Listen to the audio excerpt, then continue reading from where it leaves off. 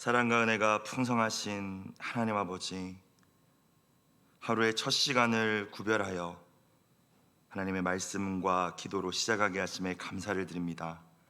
이 시간 우리의 지치고 상한 영혼이 다시 살아나는 은혜가 있게 하여 주옵시고, 주님의 말씀만이 우리 인생의 등불 되심을 경험하는 시간 되게 하여 주옵소서. 우리의 마음과 귀를 열어 주님 주시는 세밀한 음성을 잘 듣게 하시고, 하나님의 선하시고 기뻐하시고 온전하신 뜻이 무엇인지 바르게 분별하게 하여 주옵소서. 우리 모든 호흡의 주인 되시는 예수님의 이름으로 기도드리옵나이다. 아멘. 하나님의 말씀 구약 잠언 21장 15절부터 31절까지 말씀입니다. 잠언 21장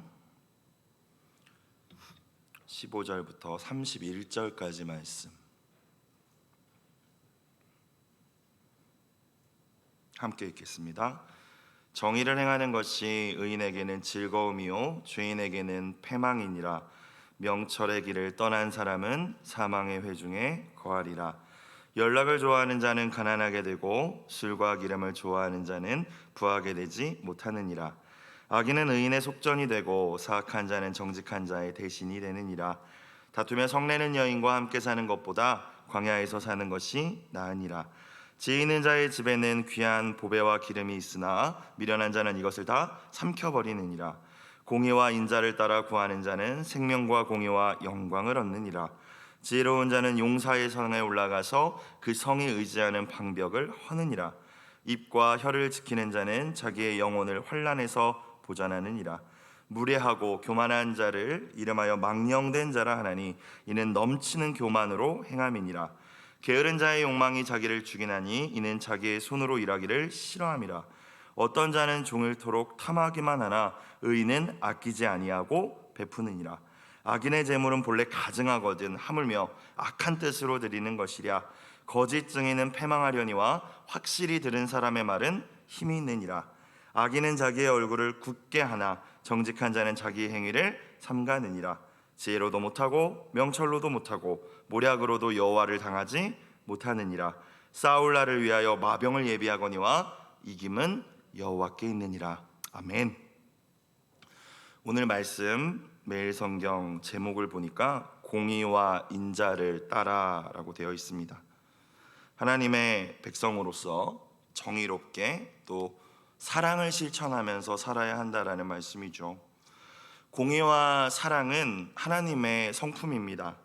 어떤 분들은 하나님의 사랑을 강조한 나머지 공의를 놓치기도 하고, 반대로 또 어떤 분들은 공의를 강조한 나머지 공동체의 사랑이 식어지게 만들기도 합니다. 그러나 우리가 기억해야 할 것은 우리 하나님은 공의의 하나님이시며 또한 사랑의 하나님이시라는 사실이죠. 예수님께서 우리를 위해 인간의 몸으로 오셔서 매달려 죽으신 그 십자가야말로 하나님의 완전한 공의와 완전한 사랑을 드러내는 확실한 증거가 되는 줄로 믿습니다. 하나님께서 공의로우시지 않았다면, 심는 대로 거두게 하시는 분이 아니셨다면 십자가의 대속이 무엇 때문에 필요했겠습니까? 대가 없이 그냥 나는 하나님이니까 죄 없던 걸로 해줄게, 이렇게 해주실 수도 있었을 거예요. 그러나 십자가의 대속을 사용하셨죠. 그냥 용서해주고 없던 일로 해주면 되는 것인데 우리 죄의 대가를, 그 죄에 상응하는 대가를 예수님이 치르게 하셨다라는 사실은 하나님은 공의로우신 분이라는 사실을 우리에게 말씀해 주시는 것이죠. 반대로 하나님께서 우리를 그 아가페의 사랑으로 사랑하시지 않았다면 하나뿐인 아들 예수님을 보내주실 이유 자체가 없었을 것입니다. 그래서 주님은 공의로우시고 인자하시죠. 사랑이십니다. 부모가 자신의 좋은 면이 있다면 자식들이 그것을 담기 원하듯이 우리 아버지 하나님께서도 자녀된 우리가 그분의 공의와 사랑을 배우고 담고 실천하기 원하신다는 사실을 이 아침 함께 깨닫고 기억할 수 있기를 주의 이름으로 축원합니다. 오늘 특별히 약속의 말씀을 주고 계시죠. 공의와 인자를 따라 살아라. 그러면 내가 이렇게 복을 줄게. 21절을 보겠습니다. 공의와 인자를 따라 구하는 자는 공의로우심과 하나님의 그 인자를 닮아가면서 사랑을 실천하면서 사는 자는 어떤 약속을 주시나요? 생명과 공의와 영광을 얻느니라 약속을 주셨죠. 우리가 잘 알고 있는 미가서 6장 8절 말씀, 사람아 주께서 선한 것이 무엇임을 너에게 보이셨나니 여호와께서 너에게 구하시는 것은 오직 정의를 행하며 인자를 사랑하며, 그 말씀에도 나오죠. 정의를 행하며 사람들을 사랑하며 겸손하게 너의 하나님과 함께 행하는 것이 아니냐. 우리는 우리 각자 개개인뿐만이 아니라 우리의 가정과 교회와 나아가 이 나라가 정의로운 세상, 하나님이 꿈꾸시는 그 하나님 나라가 되기를 기도하며 또 노력해야 합니다. 하나님의 나라가, 그 나라의 공의가 실현되는 것이 우리의 꿈이고 기쁨이 되어야 할 줄로 믿습니다. 15절 오늘 말씀을 볼까요? 정의를 행하는 것이, 사회의 정의가 실현되는 것이, 이 나라와 민족이 점점 더 정의롭게 되는 것이 의인에게는 즐거움이라고 했습니다. 하지만 죄인에게는 패망이죠. 두려운 일이겠죠. 슬픈 일일 거예요. 또한 18절의 말씀을 보니까 공의와 인자를 따라 살지 않는 삶, 악인이라고 되어 있는데 결국 멸망할 수밖에 없다라는 또 말씀을 하고 계시죠. 악인은 의인의 속전이 되고 심판이 있을 때 의인들은 보호하시지만 악인이 의인을 대신하게 될 것이다, 이런 의미잖아요. 사악한 자는 정직한 자의 대신이 되느니라. 우리는 주일에 교회 와서 한번 예배 드리는 것으로 하나님 백성의 의무를 다했다라고 생각할 때가 있는 것 같습니다. 그런데 진정한 참 예배자의 삶이라는 것은, 물론 정성껏 예배를 드리는 것은 시작이고요, 반드시 오늘 말씀과 같이 공의와 인자를 따라 사는 삶으로 이어져야 함을 우리는 또한 깨달을 수 있어야 합니다. 27절 말씀을 가서 볼까요? 악인의 재물은 본래 가증하거든 하물며 악한 뜻으로 드리는 것이랴. 삶이 정의롭지 못한 사람, 거짓된 사람, 사람들을 사랑하지 않는 사람, 그러니까 하나님의 뜻을 어기는 이런 악인의 재물들, 그의 예물이 본래 가증하대요. 본래. 거기다 악한 의도까지 있다면 그건 어떻게 하나님 받으시겠느냐, 이런 말씀입니다. 창세기 4장을 보면은 가인과 아벨 이야기가 나오죠. 그런데 최초의 살인자 가인의 이야기지 않습니까? 근데 말씀을 들여다보면 이렇게 되어 있어요. 하나님께서 아벨과 아벨의 제물을 받으셨으나 가인과 가인의 제물을 받지 않으셨다.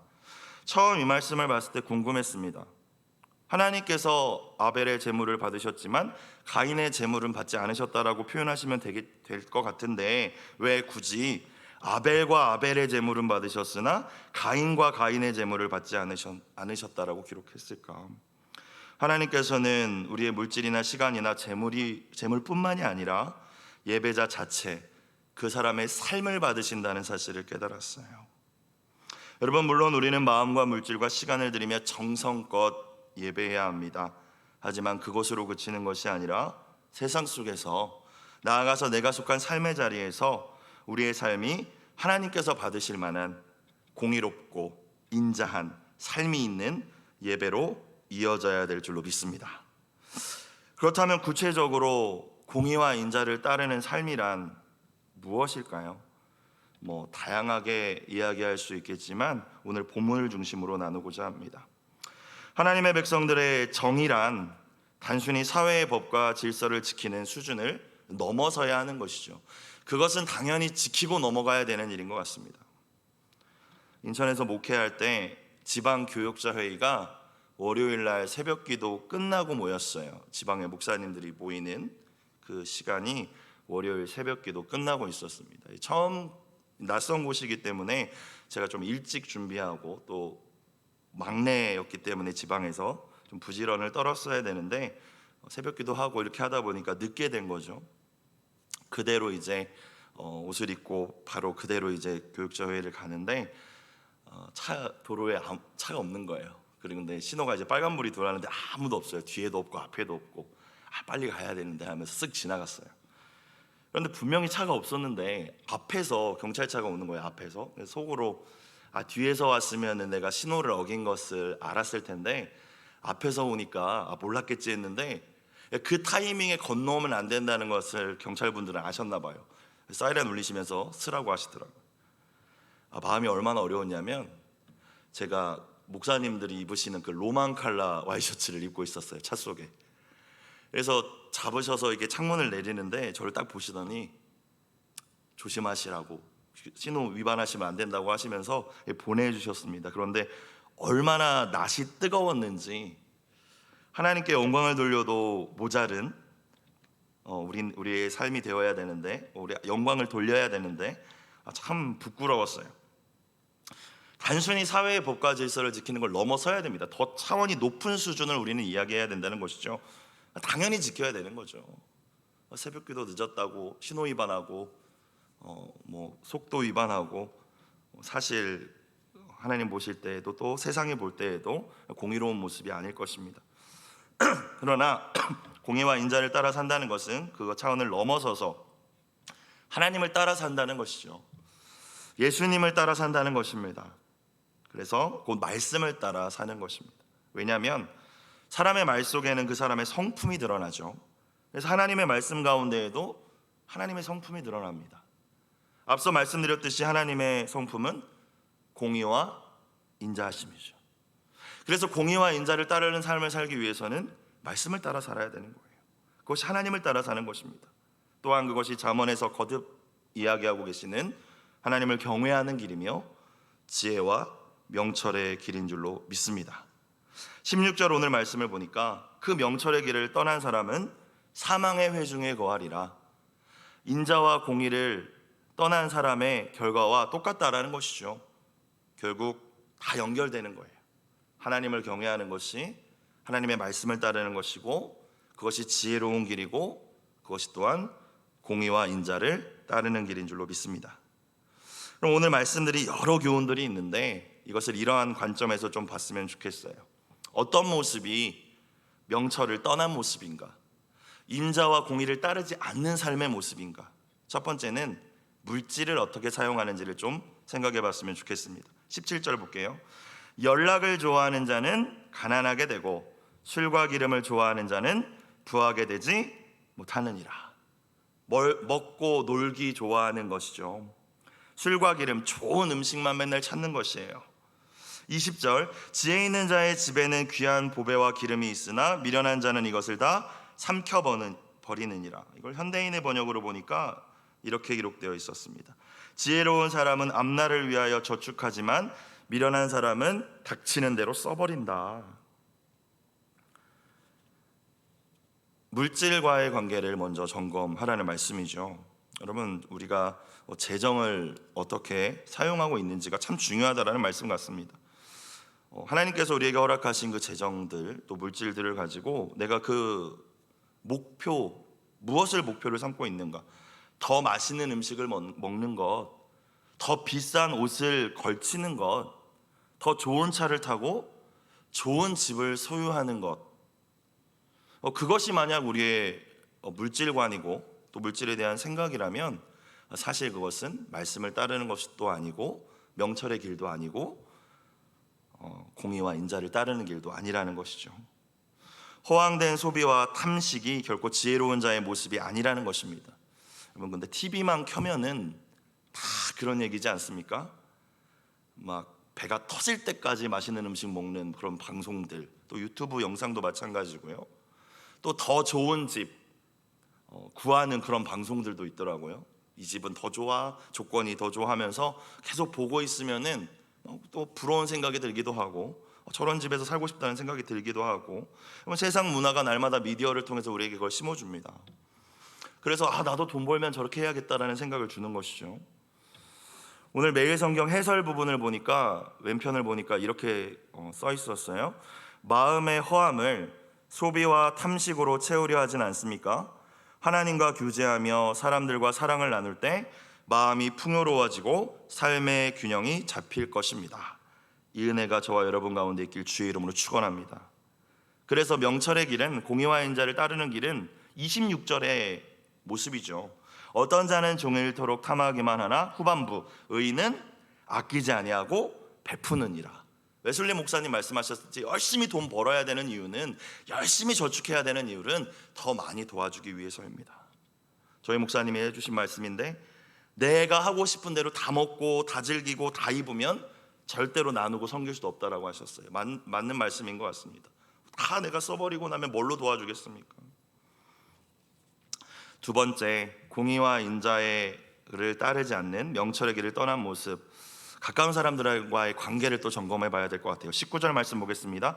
다투며 성내는 여인과 함께 사는 것보다 광야에서 사는 것이 나으니라. 인자를 따라 살아야 되는데 일단 가정에서 그게 이루어져야 되겠죠. 사랑이 넘치는 가정이 되어야 될 거예요. 하나님께서는 우리에게 하나님의 나라를 맛보게 하시려고 우리에게 공동체를 주셨죠. 가정이고 그것이 교회입니다. 그러나 그 가운데 공의와 인자를 따르는 사랑이 넘치는 하나님 나라가 이루어지지 않는다면, 오늘 말씀에 좀 극단적으로 말씀을 하시죠. 광야에서 네 혼자 사는 게 낫다. 사실 이 말씀은 진짜 혼자 살라고 주신 말씀이 아니라, 그러니까 사랑이 넘치는 가정 만들어라, 사랑이 넘치는 교회 만들어라, 공동체 만들어라, 이 말씀인 것 같아요. 19절 말씀을 묵상하면서 왜 다투는 일이 있을까, 왜 서로 성을 낼까를 조금 생각해 봤는데, 잔소리라는 단어가 딱 떠올랐어요. 그냥 싸우진 않지 않습니까? 부부간에도 잔소리 하다가 싸우는 것 같아요. 아무 말 안 하다가 싸우진 않죠. 잔소리가 무엇일까? 내 마음 내 기준에 안 든다는 표현이죠. 그렇죠? 그리고 거기서 계속 얘기하는 거예요. 넌 내 기준에 합당하지 않아. 넌 내 마음에 들지 않아. 상대방이 그것을 잔소리로 느낀다는 것은 그 표현을 받아들이는 것이죠. 여러분, 아내든 남편이든 오늘 19절에 여인이라고 나와 있지만 성별에 관계없이 잔소리가 많은 가정은 절대로 여러분 행복할 수 없을 것 같습니다. 반드시 다투게 돼 있고 반드시 성내게 돼 있습니다. 근데 사랑의 권면이 필요해요. 아무 말도 안 하고 살 수는 없지 않습니까? 생각해보면 잔소리로 여겨지지 않고 사랑의 권면이 되려면 묵직한 한방으로 느껴져야 돼요. 또 얘기하네가 아니라 묵직하게 다가와야 된다는 것입니다. 그래서 세 가지를 생각해 봤어요. 그렇게 느껴지려면 첫 번째는 평소에 사랑과 이해와 존중의 모습을 보여줘야 됩니다. 이 사람이 나를 진짜 사랑해 주는구나, 존중해 주는구나. 그러면 이 사람이 하는 말이 잔소리로 느껴지지 않는 것이죠. 두 번째는 내가 뭔가 이야기하고 하고자 하는 것에 본을 보여야 돼요. 하랑이가 요즘에 살이 찌더라고요. 저를 닮았는지 잘 먹고 또 살이 막 쪄서 운동 좀 해. 아무리 말을 해도 안 하는 거예요. 저도 안 하고 있었거든요. 그러다가 지난주부터 다시 시작을 하면서 이야기를 하니까 듣더라고요. 아빠처럼 나도 해야지. 본을 보이는 거. 그리고 세 번째, 자주 간섭하고 잔소리하고 싶은 마음이 들 때마다 침묵하고 기도하는 이 세 가지가 필요할 것 같습니다. 제 아내가 연약함도 많지만 지금까지 10년, 이제 결혼 생활 10년이 되었는데 참 감사한 것은 잔소리를 하잖아요. 그래서 크게 싸워본 적이 없습니다. 그리고 지금도 저에게 존댓말을 해요. 성도님들이 계실 때는 목사님이라고 부르고 둘이만 있을 땐 오빠님이라고 불러요. 오빠님 할게요, 이렇게. 그런데 묵직한 한방으로 다가온 적이 있어요. 개척 목회할 때 이제 성도님들이 처음엔 안 계시니까 처음엔 설교를 잘 준비해서 하다가 새벽에 이제 아무도 안 오시니까 무슨 뭐 가피폴이라든지 이런 어떤 목회 칼럼 같은 것들을 그대로 이제 가져다가 이렇게 설교를 한 적이 있어요. 근데 이제 에스더 아내는 있었고요, 그 자리에. 근데 알더라고요. 계속 얘기를 안 하더니 일주일 정도 지났는데 이렇게 이야기를 했어요. 오빠님, 나도 목사로서의 오빠님의 말씀을 듣는 성도예요. 잘 준비해서 전해주셨으면 좋겠어요. 여러분, 근데 그것이 진짜 묵직한 한방이었어요. 제가 그 이후로는 아내가 혼자 있든 아무도 없든 결코 그렇게 날림으로 설교 준비를 하지 않았던 것 같습니다. 잔소리가 아니라 묵직한 한방, 사랑의 권면, 그것이 있을 때 오늘 19절에서 나오는 것 같은 다투며 성내는 이런 일이 없고 정말로 인자함과 사랑이 넘치는 우리의 가정이 될 줄로 믿습니다. 자, 또 어떤 모습이 명철의 길을 떠난 모습, 공의와 인자를 떠난 모습일까요? 23절 말씀을 보겠습니다. 시작. 입과 혀를 지키는 자는 자기의 영혼을 환난에서 보전하느니라. 말이죠, 말. 잠언에서 계속 반복하고 있습니다. 말조심을 안 하면 환난을 당한다는 말씀인데 우리의 영혼을 고통스럽게 할 만한 환난이래요. 그렇죠? 자기의 영혼을 환난에서 보전할 수 있다. 그러니까 지키지 않으면 그 많은 고통을 대가를 치러야 할 것이다. 중고등부 아이들하고 5월드를 간 적이 있는 것 같아요. 바이킹을 이제 아이들이 타는데 이렇게 무서운 그거 있잖아요, 배처럼 생긴 거. 저는 이제 무서운 거 잘 못 타가지고 몇몇 아이들하고 그냥 구경하고 있는데 연세가 한 70 정도 넘어 보이시는 할머니 분이 이 바이킹에서 가장 무섭다는 맨 뒷자리에 타셔서 손을 들고 타고 계시는 거예요, 아이처럼. 근데 그걸 보고 저도 참 성숙하지 못한 게 저러다가 돌아가시는 거 아니야? 라는 말을 뱉었어요. 그런데 뒤에 계시는 분이 저를 살치더니, 아기를 안고 계신 분이 저희 친정어머니세요라고 하는데 얼마나 얼굴이 뜨끈뜨끈하고 부끄럽고 죄송스러운지 거듭 사과하고 그 자리를 피한 적이 있습니다. 말조심. 여러분, 입과 혀를 지키지 않으면 부끄러움을 만날 뿐만이 아니라 결국에는 영혼까지 환난을 당할 수 있다는 거예요. 또 24절 볼게요. 무례하고 교만한 자를 이름하여 망령된 자라 하나니 이는 넘치는 교만으로 행함이니라. 교만을 이야기하는데 특별히 무례하고라는 단어를 이렇게 함께 표현을 넣었죠. 예의가 없는 것이 교만한 것이라는 것이죠. 자기를 뽐내고 자랑하는 것뿐만이 아니라 교만이 자신을 높이고 상대방을 낮추는 것이기 때문에 예의라는 것은 상대방을 존중해주는 기본이지 않습니까? 그게 없다면 교만한 거다, 망령된 거다. 사역 시작할 때 선배 목사님들이 해주신 말씀 단 하나였습니다. 설교 열심히 해라, 열심히 다른 부분들이 아니라 하나같이 공통적으로 하신 말씀, 인사 잘해라였어요. 인사 잘해라. 성도님들 볼 때 한 번 만나도 인사하고, 그 다음 다시 어디 가다가 또 만나도 또 인사하고, 그만큼 중요하다라는 거였죠. 예의가 중요하다. 그것이 상대방에 대한 존중이고 겸손입니다. 명철의 길이며 공의와 인자를 따르는 길이에요. 25절, 게으른 자의 욕망이 자기를 죽이나니 이는 자기 손으로 일하기를 싫어함이니라. 게으른 자의 욕망이 무엇일까? 아마 이런 거 아닐까요? 아무것도 하기 싫다. 놀고 먹기만 하고 뒹굴거리고만 싶다. 해야 하는 일도 다 하기 싫고 하고 싶은 일만 하고 싶다. 이게 게으른 자의 욕망인 것 같아요. 여러분, 근데 이 게으른 자의 욕망이 그냥 꿈을 이룰 수 없습니다. 목표를 이룰 수 없을 거예요 라고 써있지 않고 자기를 죽이나니라고 되어 있어요. 잠언은 좀 극단적인 표현들이 많죠. 계속 그렇게 살면 그렇게 된다는 거죠. 게으름을 떠나서 하나님의 성실하심을 담는 저와 여러분들과 우리들의 자녀들이 되길 주의 이름으로 축원합니다. 자, 마지막으로 무엇이 명철의 길을 떠난 모습일까요?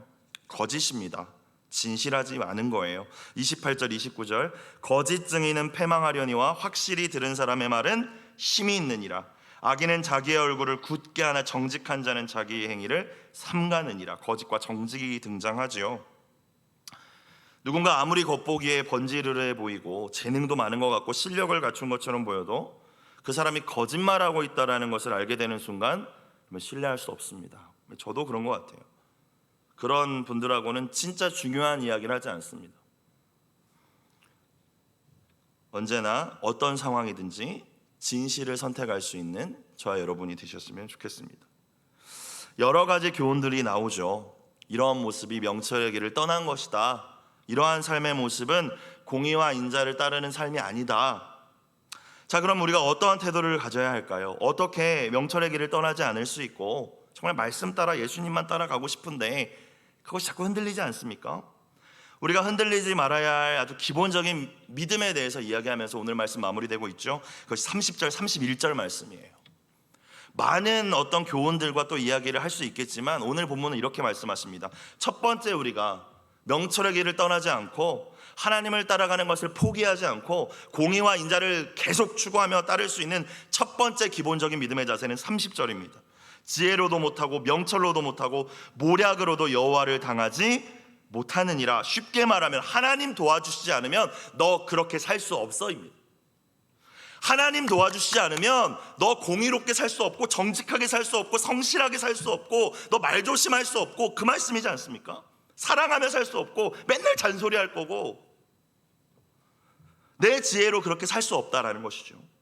내 명철로 살 수 없다라는 거예요. 여러분, 이것이 기본인 것 같습니다. 이 믿음이 있어야 뭐를 하죠? 기도하죠. 아, 내 힘으로 안 되는구나.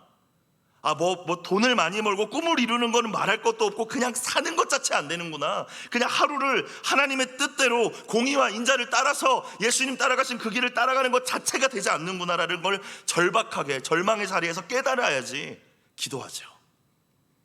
말씀 보라고 하지 않아도 말씀 보게 될 거예요. 왜? 내 지혜는 너무나도 보잘것없는 걸 아니까. 이것이 첫 번째 붙들어야 돼. 22절, 지혜로운 자, 하나님이 주신 그 지혜를 가진 자는 용사의 성에 올라가서 그 성이 의지하는 방벽을 허느니라.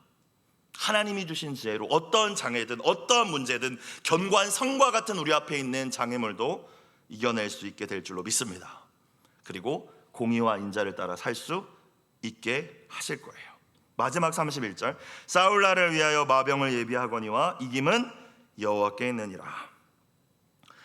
특별히 지금도 이제 우리 학생들 시험 기간인데 참 시험 기간에 자주 격려하면서 인용하는 말씀입니다. 무슨 의미죠? 31절 말씀이 내가 할 일이 있고 하나님이 하실 일이 있다라는 것이죠. 우리가 진짜 자유할 수 있으려면, 또 공의와 인자를 따라가는 것을 포기하지 않을 수 있으려면 두 번째, 이 믿음의 자세가 있어야 합니다. 내가 해야 되는 일이 있다. 내가 살아내야 할 삶이 있다. 그리고 하나님이 해주시는 일이 있다. 싸울 날을 위하여 마병을 예비하는 일은 내가 할 일입니다. 하지만 역사를 일으키시고 승리를 주시는 것은 하나님께서 하시는 일입니다. 새벽에 와서 주님을 사모하는 마음으로 기도하는 일은 내가 하는 일입니다. 그 믿음을 받으시고 역사하시는 것은 하나님이 하실 일이죠. 중요한 것은 우리가 싸울 날을 아는 것도 있지만 시험같이 어떤 일정이 정해진 일이, 목표가 정해진 일은 싸울 날이라고 우리가 생각하고 알 수 있지만 대부분 진짜 우리 인생의 중요한 싸울 날을 알지 못한다는 것입니다. 그래서 항상 예비하고 있어야 된다는 것이죠. 영적인 것도 또 세상적인 것도 마찬가지인 것 같습니다. 현재 내가 주어진 상황에서 공의와 인자를 따라 살아내고 또 성실하게 최선을 다하여서 살아내려고 애쓰지 않는 것, 또한 열심히 살기는 하는데 결과에 지나치게 연연해, 그래서 집착하여서 자유함을 잃어버리는 것, 두 가지 모두 하나님께서 원하시는 지혜로운 삶의 모습이 아니라는 것이죠. 말씀을 정리하겠습니다. 공의와 인자를 따라 사는 삶, 결국 지혜와 명철의 길을 걷는 것이고, 그것은 공의로우시고 인자하신 하나님의 말씀을 따라 삶이라고 말씀드렸습니다. 다른 말로 표현한다면 예수님이 먼저 가신 그 길을 따라가는 제자의 삶을 살아내는 것인 줄로 믿습니다. 그래서 우리가 이따가 예수 따라가며 찬송 부를 거거든요. 오늘도 우리와 만나는 모든 이들을 하나님의 공의와 사랑으로 대하시고 저와 여러분에게 선물로 주신 이 귀한 하루의 삶을, 오늘 참 많은 교훈들이 있었지만 정직과 성실로 살아내는, 또 사랑을 실천하며 살아내는 저와 여러분이 되시길 주님의 이름으로 축원합니다. 기도드리겠습니다.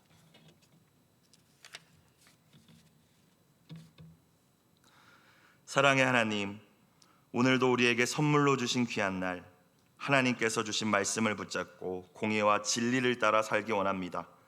내게 주신 물질을 어떻게 사용하고 있는지 돌아보게 하시고, 또한 나의 독선과 잔소리로 인해 깨어진 관계가 있지는 않은지 돌아보게 하여 주옵소서.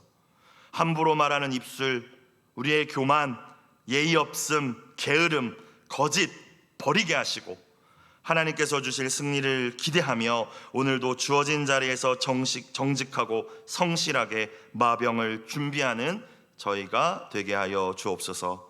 예수님의 이름으로 기도드리옵나이다. 아멘. 오늘 말씀 기억하시면서 찬송가 449장으로 찬양드리겠습니다.